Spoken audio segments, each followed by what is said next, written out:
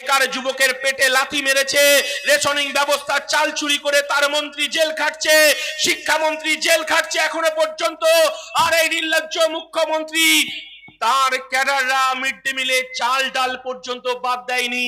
আর 2026-এ যদি আবার ক্ষমতায় আসে, মিড ডে মিলের যে আমাদের হাঁড়ি গামলা করা আছে সেটাও নিলামে বিক্রি করে দেবে, সেই দিনটাও আমাদেরকে দেখতে হবে। আমরা বলতে চাইছি যে হিন্দু মুসলমানের করের টাকায় জগন্নাথ মন্দির তৈরি করলেন। আমার এই কথাটা মনে পড়ে যাচ্ছে বারবার।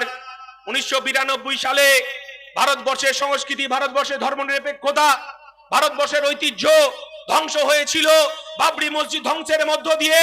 আর 2024 সালে আমরা দেখেছিলাম নরেন্দ্র মোদী 2014 সালে যখন ক্ষমতায় আসবে, বছরে 2 কোটি বেকারের চাকরি তিনি বলেছিলেন বিকাশ। আর আমার রাজ্যের মুখ্যমন্ত্রী বলেছিলেন যে উন্নয়ন রাস্তায় দাঁড়িয়ে থাকবে, উন্নয়ন যাহাই বিকাশ তাহাই উন্নয়ন, যাহাই উন্নয়ন তাহাই বিকাশ। তিনি রাম মন্দির করে বলেছিলেন আপকি বার 400 পার। এই ভারতবর্ষের সংবিধান ধর্মনিরপেক্ষতার কথা বলে। এই ভারতবর্ষ যখন যেমন মুসলমানের, এই ভারতবর্ষ তেমন হিন্দুর, এই ভারতবর্ষ আদিবাসী দলিত, এই ভারতবর্ষ খ্রিস্টান জৈন পার্সি সমাজ সংবিধান সেই অধিকার দিয়েছে। আর যখন আপকি বার 400 পার আর রাম মন্দির নিয়ে যখন আমার শুভেন্দু দাদা কুতুবুদ্দিনের বাড়িতে তিনি 3 বাটি মাংস না খেলে তার ঈদ কাটে না, এখন তিলক কেটে তিনি হিন্দু দরদি সেজেছেন। হিন্দু হিন্দু ভাই ভাই, আগে তো আপনি বলুন, আপনার দিদি বলেছে আপনার অনেক পেট্রোল পাম্প আছে, অনেক ট্রলার আছে, অনেক বাস আছে, আপনি বাসে পেট্রোল পাম্পে লিখে দিন হিন্দু হিন্দু ভাই ভাই। আর আপনি হিন্দু গেলে তার পেট্রোলের 106 টাকার পেট্রোল 50 টাকায় করুন, দেখি আপনার কত বুকের পাটা আছে। এই সাঁকরাইল থেকে আমরা এই কথাটা বলতে আসছি। শুভেন্দু অধিকারী, আপনি সাবধান হয়ে যান। এই বাংলা ধর্মনিরপেক্ষতার কথা বলে, এই বাংলা সাম্প্রদায়িক সম্প্রীতির কথা বলে, এই বাংলায় আমরা এক বুক রক্ত দেব আইএসএফ, তবু আমরা সাম্প্রদায়িক সম্প্রীতি নষ্ট হতে দেব না।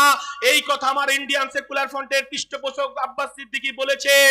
নানা ভাষা, নানা মত, নানা পরিধান, বিবিধের মাঝে দেখো মিলন মহান। আমরা বলতে চাইছি মোরা এক বৃন্তে 2টি কুসুম, হিন্দু মুসলমান, মুসলিম তারে নয়নমণি, হিন্দু তাহার প্রাণ। আমরা এই সম্প্রীতির বার্তা দিতে এসেছি। আর আপনি বলছেন গুলি করবেন না, দিল্লি যান। আপনার যদি ক্ষমতা থাকে, আমরা ওয়াকফ সংশোধনী বিল, কৃষি বিলের মতো বিজেপি যদি পিছু না হটে, কৃষি বিলের মতো প্রত্যাহার যদি ওয়াকফ বিল না করে, পাড়ায় পাড়ায় গুলি হবে আপনার কথা মতো, পাড়ায় পাড়ায় মিটিং হবে, পাড়ায় পাড়ায় মিছিল হবে। দেখি আপনি পুলিশ মন্ত্রী কত ক্ষমতা আছে, একবার আমাদেরকে আটকে দেখান।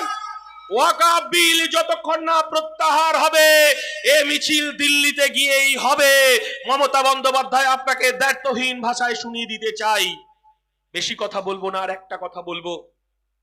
আপনি এই ভারতবর্ষ, এই পশ্চিম বাংলায় আমার মুসলমান ভাইদের করের টাকা নিয়েছেন, হিন্দু ভাইদের করের টাকা নিয়েছেন।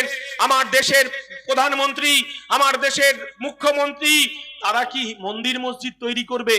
সে তো বেকার যুবকের কাজ দেবে, শিক্ষা ব্যবস্থা দেখবে, স্বাস্থ্য ব্যবস্থা দেখবে, রাস্তাঘাট দেখবে। আর আমার রাজ্যের মুখ্যমন্ত্রী, তিনি তো আরএসএস এর মানস পুত্রী। আমরা জানি 2003 সালে নাগপুরে গিয়ে তিনি আরএসএস এর বলেছিলেন যদি দেশ সেবক থাকে আরএসএস, আর আরএসএস তাকে দুর্গা বলে আখ্যায়িত করেছিলেন। আর যখন তিনি দেখছেন পায়ের তলায় মাটি নেই, তিনি দীঘাতে জগন্নাথ মন্দির তৈরি করলেন। 250 কোটি টাকা, এখন শুনছি 400 কোটি টাকা খরচ হয়েছে। আর পাশের রাজ্য ওড়িশা কমিশন বসিয়েছে। জগন্নাথ মন্দিরের একজন হিন্দু হয়ে মাথা নিচু হয়ে যায় যে জগন্নাথ মন্দিরের কাঠ নাকি পুরীর এই নবকলেবরের নিম কাঠ চুরি করে আমার রাজ্যের নাকি জগন্নাথের মন্দির মূর্তি তৈরি হয়েছে। আমার পাশের রাজ্য ওড়িশায় কমিশন তৈরি হয়েছে, সেখানকার নিম কাঠ নাকি চুরি করে আমার পশ্চিম বাংলায় এসেছে। এদের দেবতাদের বিগ্রহ চুরি করতে একটাও পিছু পা হচ্ছে না। এই লজ্জা রাখবো কোথায়? এই বাংলায় গরিব খেটে খাওয়া শ্রমজীবী মানুষের তাদের পঞ্চায়েতের অধিকার লুট করেছে, পৌরসভার অধিকার লুট করেছে, বেকার যুবকের কর্মসংস্থান লুট করেছে। আমরা বলতে চাইছি আমাদের দেয়ালে পিঠ থেকে গেছে, বিজেপিকে দুগালে থাপ্পড় মেরে বুঝিয়ে দিয়েছে রাম মন্দির হিন্দুদের হৃদয়ে থাকবে, আর রামকে নিয়ে আপনি ছেলে খেলা করতে চাইছেন, ভারতবর্ষের সম্প্রীতি নষ্ট করতে চাইছেন, সংবিধানকে ভাগ করতে চাইছেন। 2024 সালে ভারতবর্ষের মানুষ বিজেপির দুগালে থাপ্পড় মেরে বুঝিয়ে দিয়েছেন, আপকি বার 400 পার নয় 240-এ থামিয়ে দিয়েছে। আর মমতা বন্দ্যোপাধ্যায়, আপনি যদি শুভেন্দু অধিকারীর সঙ্গে পাল্লা দিয়ে আপনি যদি এই বাংলায় হিন্দু মুসলমান ভাগ করতে চান, আপনি যদি জগন্নাথ মন্দির তৈরি করে এই বাংলার সংস্কৃতি, এই বাংলার ঐতিহ্য, এই বাংলার সম্প্রীতি যদি নষ্ট করতে চান, 2026-এ আপনি যাদের দুধাল গাই বলেছিলেন, আপনাদের রুখে দাঁড়াতে হবে।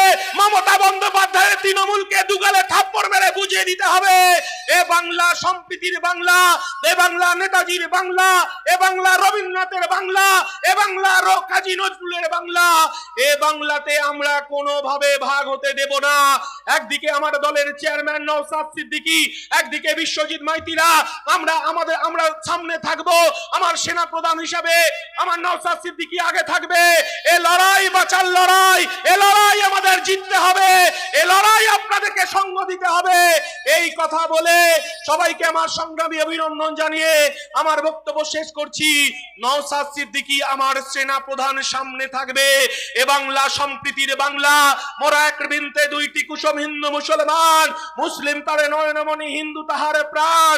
আমার আব্বাস সিদ্দিকী বলেছে, নানা ভাষা, নানা মত, নানা পরিধান, বিবিধের মাঝে দেখো মিলন মহান। এই সংবিধানকে আমরা রক্ষা করব, এই শপথ নিয়ে 2026-এ মমতা বন্দ্যোপাধ্যায়, আপনি যতই বোরখা পরে আর হিজাব পরে নাটক করুন, আন্দোলন এই সাঁকরাইলে হবে, রাজপথে হবে, দিল্লিতেও বিজেপির বিরুদ্ধে হবে। আর আপনি ওই 14 তলায় বসে আপনি দেখবেন, যদি ক্ষমতা থাকে আপনি আবার পুলিশকে লেলিয়ে আমাদের বিরুদ্ধে আর একবার মামলা করে দেখুন।